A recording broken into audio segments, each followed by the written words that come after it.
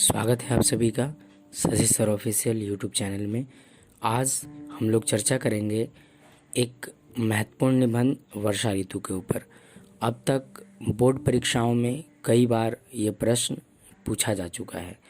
अगर इससे पहले के वीडियोज़ आपने नहीं देखे हैं तो प्लीज़ प्लेलिस्ट में जाकर ज़रूर देख लें। चलिए तो शुरू करते हैं। हम लोग का सबसे पहला पॉइंट होगा वर्षा ऋतु का परिचय।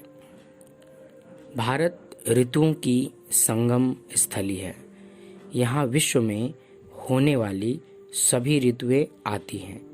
बसंत को ऋतुओं का राजा कहा जाता है तो वर्षा को ऋतुओं की रानी।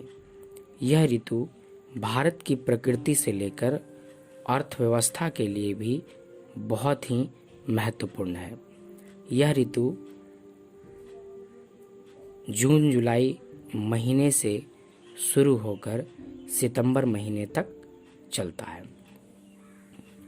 तो ये हो गया परिचय। दूसरा पॉइंट हम लोग देखेंगे इससे जुड़ा हुआ खुशहाली का संचार। वर्षा ऋतु का आगमन जून जुलाई महीने से हो जाता है और इसके आगमन से मनुष्य, प्रकृति, पशु पक्षी सभी में नई खुशी और उल्लास का संचार होता है। चारों तरफ हरियाली छाई रहती है। जब रिमझिम रिमझिम बारिश होती है तो बच्चे, जवान, बूढ़े सभी के अंदर एक नई ऊर्जा का संचार होता है और वे झूम उठते हैं। बागों में झूले लग जाते हैं। किसान अच्छी फसल की कल्पना मात्र से ही खुश हो जाते हैं। तीसरा पॉइंट है कृषि के लिए अनुकूल। वर्षा ऋतु भारत की कृषि के लिए अनुकूल है। भारत की सबसे प्रमुख फसल खरीफ है जो कि इसी ऋतु में उगाई जाती है। अच्छी फसल के लिए अच्छी वर्षा का होना अति आवश्यक है। हम लोग का अगला पॉइंट होगा कवियों की दृष्टि में वर्षा ऋतु, यानी कवि के अनुसार वर्षा ऋतु क्या है या वर्षा ऋतु का क्या महत्व है उनके नज़र में।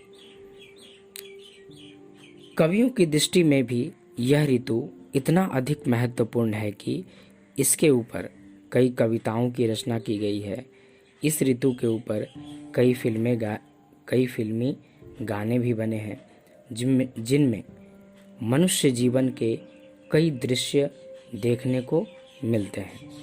पुराने समय से लेकर आधुनिक गानों तक हर जगह वर्षा ऋतु ने अपना एक अमिट छाप छोड़ा है, अपना एक स्थान बनाया है और यही कारण है कि गीतों में, गानों में हर जगह वर्षा ऋतु का जिक्र ज़रूर देखने को मिलता है।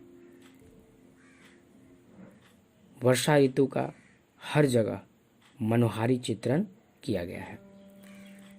बढ़ते हैं आखिरी पड़ाव की ओर, अंतिम पॉइंट की ओर, और अंतिम पॉइंट होगा हम लोग का उपसंहार।